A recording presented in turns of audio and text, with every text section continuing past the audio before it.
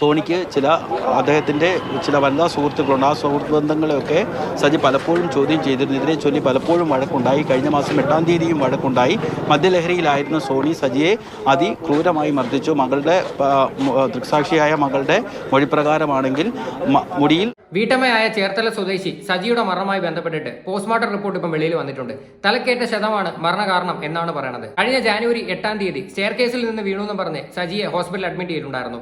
അത് കഴിഞ്ഞിട്ട് ഏകദേശം 1 മാസത്തോളം വെന്റിലേറ്ററിലായിരുന്നു സജി കിടന്നിരുന്നത്. അതിനുശേഷം നിമോണിയ ബാധിച്ച് സജി മരിച്ചിട്ടുണ്ടായിരുന്നു. കഴിഞ്ഞ ഞായറാഴ്ചയായിരുന്നു അടക്കമൊക്കെ. അടക്കം കഴിഞ്ഞിട്ട് മകളായ മീഷ്മ പോലീസിൽ പരാതി നൽകിയിട്ടുണ്ടായിരുന്നു. അതായത് സജിയുടെ മരണ കാരണം അച്ഛനാണ് എന്ന്. അച്ഛൻ കൊലപ്പെടുത്തി എന്നുള്ള രീതിയിൽ തന്നെയായിരുന്നു പരാതി കൊടുത്തിരുന്നത്. അതായത് സ്റ്റെയർ കേസിൽ നിന്ന് വീണു എന്ന് പറഞ്ഞായിരുന്നു ഇവർ ഹോസ്പിറ്റലിൽ അഡ്മിറ്റ് ചെയ്തത്. ശരിക്കും പറഞ്ഞു സ്റ്റെയർ കേസിൽ തള്ളിയിട്ടതായിരുന്നുവെന്നും മുടിക്ക് കുത്തിപ്പിടിച്ചിട്ട് ഭിത്തിയിൽ ഇടിച്ചുവെന്നും അങ്ങനെയുള്ള കുറെ ക്രൂര മർദ്ദനങ്ങൾ ഈ പറയുന്ന അച്ഛന്റെ ഭാഗത്ത് നിന്ന് നേരിട്ടിട്ടുണ്ടായിരുന്നു എന്നായിരുന്നു പരാതി. പരാതിയെ തുടർന്ന് പോലീസുകാർ കല്ലറയിൽ നിന്ന് ബോഡി എടുത്ത് പോസ്റ്റ്മോർട്ടം ചെയ്തിട്ടുണ്ടായിരുന്നു. ഇപ്പൊ ഏകദേശം പോസ്റ്റ്മോർട്ടം കാര്യങ്ങളൊക്കെ പൂർത്തീകരിച്ചിട്ടുണ്ട്. അന്നേരമാണ് ഈ തലക്കേറ്റ ക്ഷതമാണ് മരണ കാരണം എന്ന് പറയുന്നത്. ഇപ്പൊ എന്തായാലും ഈ സോണി എന്ന് പറയുന്ന പരനാറി കസ്റ്റഡിയിലാണെന്നാണ് അറിയാനായിട്ട് സാധിച്ചത്.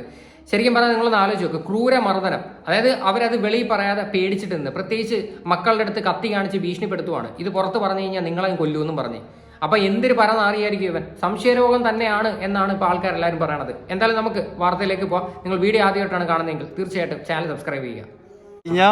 ചേർത്തല മുട്ടം സ്വദേശിയായ VC സജിയെ കഴിഞ്ഞ മാസം 8-ാം തീയതിയാണ് തലയ്ക്ക് ഗുരുതര പരിക്കുകളോടെ വണ്ടാനം മെഡിക്കൽ കോളേജ് ആശുപത്രിയിൽ പ്രവേശിപ്പിച്ചത്. അബോധാവസ്ഥയിലായതിനാൽ ഉടൻ തന്നെ വെന്റിലേറ്ററിലേക്ക് മാറ്റി സർജറി ഉൾപ്പെടെയുള്ള ചികിത്സ നൽകുകയും ചെയ്തു. അവർ ആരോഗ്യസ്ഥിതി വീണ്ടെടുത്ത് പതുക്കെ ജീവിതത്തിലേക്ക് തിരിച്ചു വരികയായിരുന്നു. അപ്പോഴാണ് വീണ്ടും ന്യൂമോണിയ ബാധ ഉണ്ടാവുകയും ആരോഗ്യസ്ഥിതി മോശമാവുകയും ചെയ്തത്. ഞായറാഴ്ച മരണം സ്ഥിരീകരിച്ചു. ഈ കല്ലറയിൽ ചേർത്തല മുട്ടം പള്ളിയുടെ സെമിത്തേരിയിൽ സംസ്കരിച്ചു. തുടർന്നാണ് മകൾ ബന്ധുക്കളോട് പരാതി പറഞ്ഞത്. അതായത് സജിയെ മർദ്ദിച്ചതിനെ തുടർന്നാണ്, അതായത് വീണ് പരിക്കേറ്റതല്ല, അച്ഛൻ അമ്മയെ മർദ്ദിച്ചതിനെ തുടർന്നാണ് പരിക്കേറ്റതെന്നും കുടുംബ പ്രശ്നങ്ങളെ തുടർന്ന് വീട്ടിൽ വഴക്ക് പതിവായെന്നും ഇത്തരത്തിൽ വഴക്കുണ്ടാകാറുണ്ടെന്നും വീട്ടുകാരോട് പറഞ്ഞു. അതിൻ്റെ അടിസ്ഥാനത്തിൽ ചേർത്തല പോലീസിൽ പരാതി നൽകുകയും ചേർത്തല പോലീസ് അസ്വാഭാവിക മരണത്തിന് കേസെടുക്കുകയും ചെയ്തു. തുടർന്നാണ് റവന്യൂ വകുപ്പിന്റെ അനുമതിയോടുകൂടി മൃതദേഹം പുറത്തെടുത്തത്.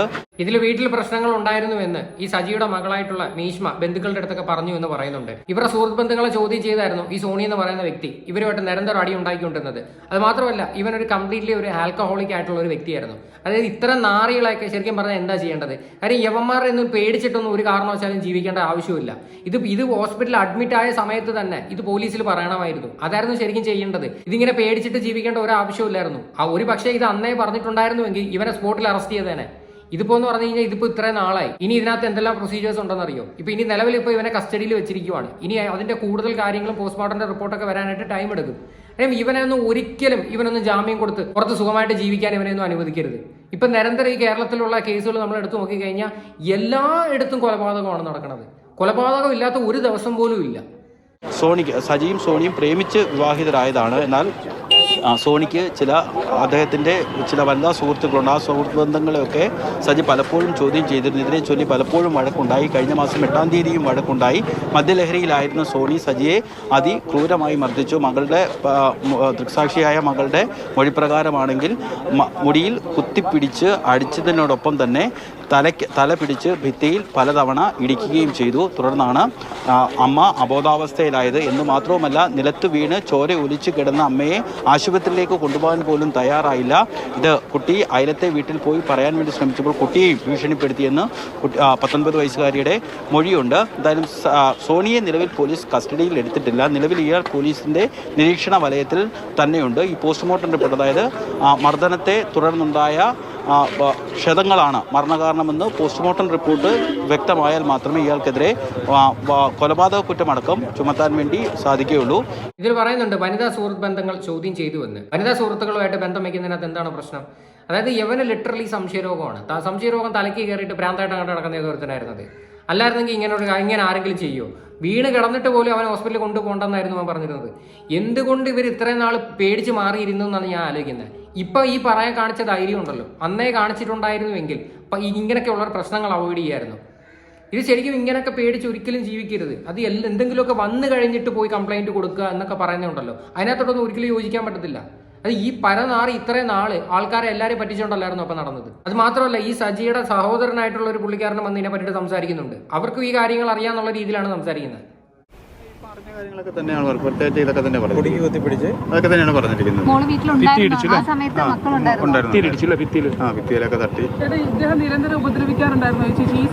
പുള്ളിക്കാരൻ എപ്പോഴും മദ്യവെച്ചിട്ട് വന്നിട്ടും ഒരുമാതിരി ഈ പ്രാന്തന്മാരെ പോലൊക്കെയാണ് കാണിച്ചുകൊണ്ടിരുന്നതെന്നാണ് പറയുന്നത്.